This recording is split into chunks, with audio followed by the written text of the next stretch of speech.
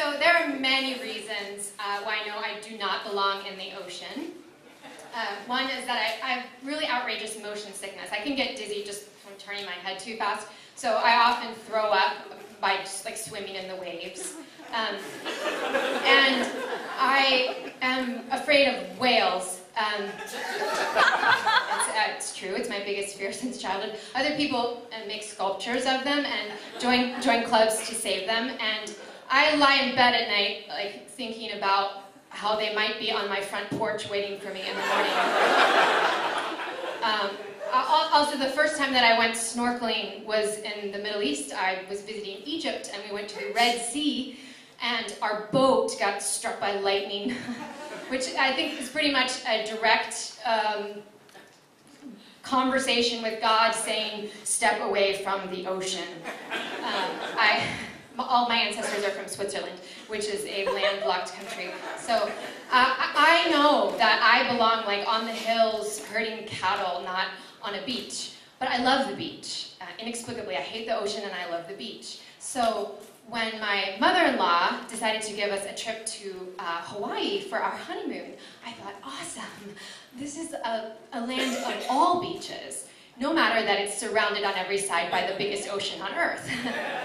So we went to Hawaii, and it was lovely, of course. Who doesn't like Hawaii?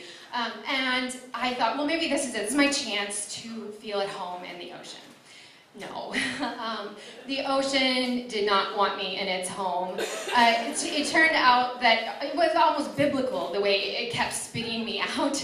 We would go swimming like in a new cove every day, and we would get there and swim for a little bit, and then inexplicably I would be dashed against some kind of rock, and eventually like standing on the sand, crying and bloody.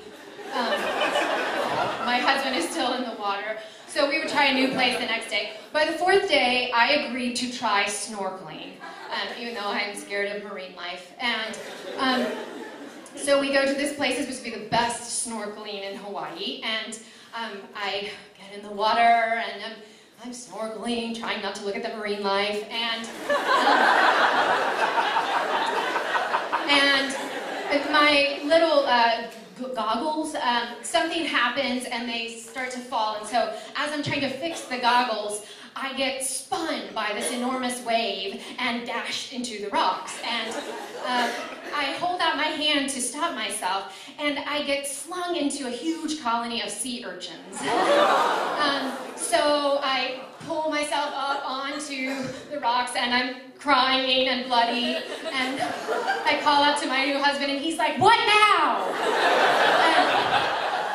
But I showed him my hand, which was all spiky with little spikes and bloody, and so he comes onto the land to help me, and soon this man comes over and sees me, and he's like, "Oh, that is Vana." And he runs to get the mayor of the little Hawaiian village that we were at. And the mayor turns out to be this very large, calm Hawaiian man wearing a loincloth, who looks at my hand and just says, "Ah, Vana, yes. Well, I can show you where the hospital is, but you really need to pee on that."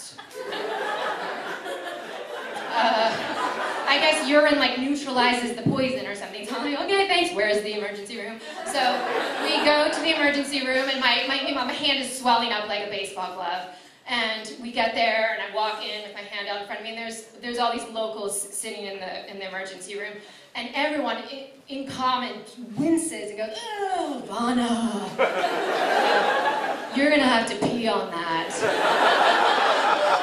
And I was like, "Hey, great, thank you." The nurse comes out, and she's like, "Vana, well, I can get you in to see the doctor, but you really should just pee on that." So, fine. I went to the ER emergency room, and I peed on my own hand. And sure enough, like, it started to loosen up the spikes. So for the rest of my honeymoon, our routine was I would wake up in the morning, pee on my hand, and then my new husband would lovingly pull the black spikes out of my hand, and well, that's love. And so our third anniversary is coming up, and we're planning a trip. We're thinking about Arizona, or maybe Switzerland.